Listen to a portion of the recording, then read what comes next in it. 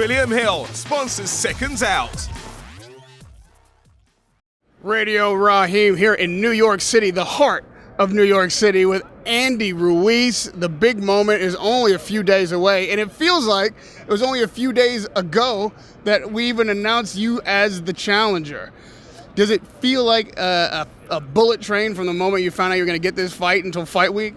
You know what, I've been asking for this fight for so long, and me bugging Eddie Hearns to get this fight made, telling him that I could do better than all the other guys that he has lined up, and you know what, it wasn't easy, but we got it done. Well, getting the fight is often the hard part, but it's never the hardest part. The hardest part, obviously, is winning those titles we just saw walk right by us. What is it going to require of you that maybe that we've never seen before to get you to where you want to be Saturday night, which is raising those belts above your head? I think sticking to the game plan, doing everything that we've been doing at the gym, working hard, giving it all I got. We're willing to die and sacrifice your life inside of the ring and to get those belts. That's what I'm willing to do. And June 1st, we're going to get that victory, and we're going to become the first Mexican heavyweight champion of the world.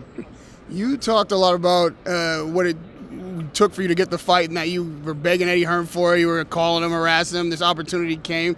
You seized it. But when people think of this fight, or at least they write about it, they're like, oh, well, let's see how many rounds he lasts. Well, can he make a good showing? Can he raise his value in the sport to get other fights? Not many people, if anyone, is talking about you winning this fight. Is there anything that could creep in where it's like, oh, well, if I go the distance, if I do good enough to look good, that's good enough? Yeah, but the main thing is to win. Everybody's underestimating me out there, especially their fans. A lot of Mexicans, a lot of people are underestimating me. But you know what? That gives me that motivation. It gives me that drive to prove them wrong. We've been working for so many years for this opportunity, and there's no way that I'm gonna let this go. Especially with my new trainer Manny Robles, that we've been learning a lot. And, like I said, we're willing to die inside the ring to get that victory, to be victorious, and that's exactly what we're going to do.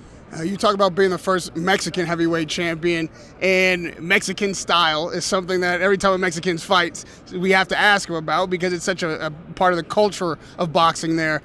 Is that something that could serve you in this fight, though? I mean, going toe-to-toe with a guy as big as Joshua, the biggest punch as him, couldn't be advisable, could it?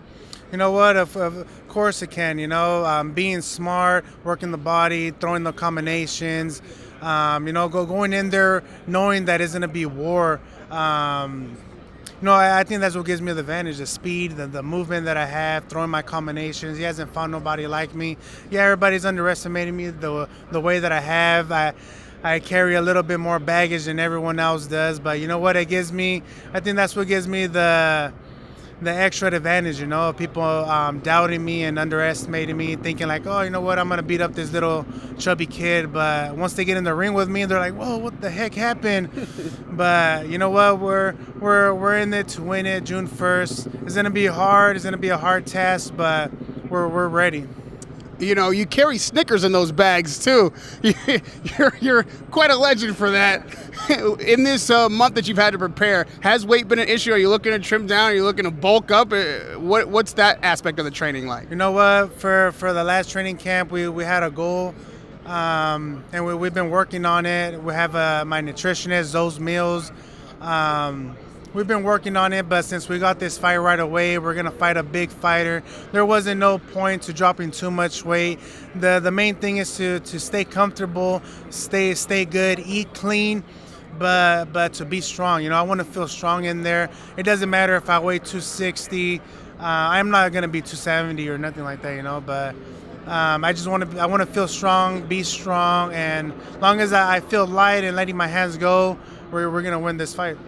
Any fighter will tell you mental fitness is as much a part of the game as anything else, if not the biggest part, some might say. A stage as big as Madison Square Garden, multiple heavyweight championships on the line, a month to prepare, all the media attention you're getting like this right now and everything you've had to do up into this point. Was it difficult to stay focused on the very simple goal at task, and how has that experience been different from any other fight you've had? You know what? Because this fight is fighting for three different titles, 3-4 different titles. So it's a big difference, motivation, and I'm blessed fighting in New York City. I've never been in New York City. It's so beautiful. I think it's one of my favorite cities that I've been to. And, fighting at the Madison Square Garden, it's a blessing having Joe Frazier, Muhammad Ali, all the greats. So that's what I'm trying to get to. I want to be one of the greats. I want to make history at the Madison Square Garden where everybody, all the famous people have been fighting there. So God willing, June 1st, we're going to pull out the upset. You and Joshua were real cordial kind of at the beginning of this thing. Everybody was nice. You were cracking jokes. Joshua was saying that you're a decent opponent.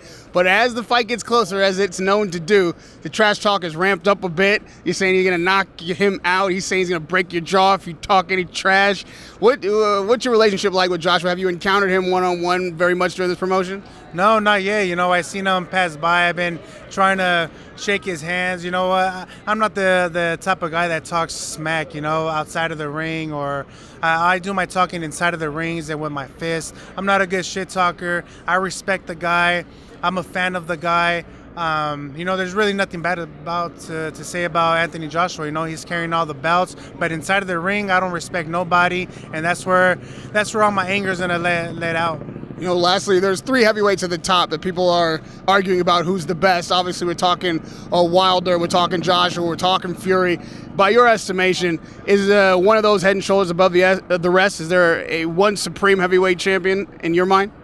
You know what? In my eyes, is Joshua, is Fury, is Wilder. Those are the guys that are carrying the big belts and the big names. So those are the guys that I'm targeting for. And June 1st, after I win, everyone's going to be targeting me because I'm going to be the one carrying all those belts. But you know what? I'm not saying it's going to be hard. It's not going to be easy, but it's just going to be a hell of a fight. June 1st, look me up. We know British fans, they travel no matter where their champion goes. They'll be here Saturday night. Talk to the Mexican fans in America and Mexico. Get them to the arena on Saturday night.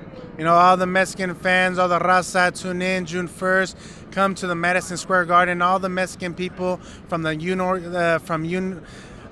York City, come and support your Latin fighter, your Mexican fighter, about to make history June 1st at Madison Square Garden. The man who hopes to be the first Mexican heavyweight champion of the world, Andy Ruiz, here in New York with me. Can't wait to see you try to perform that task this Saturday night at Madison Square Garden on June 1st. Radio Rahim. Thank you, man. With Andy Ruiz.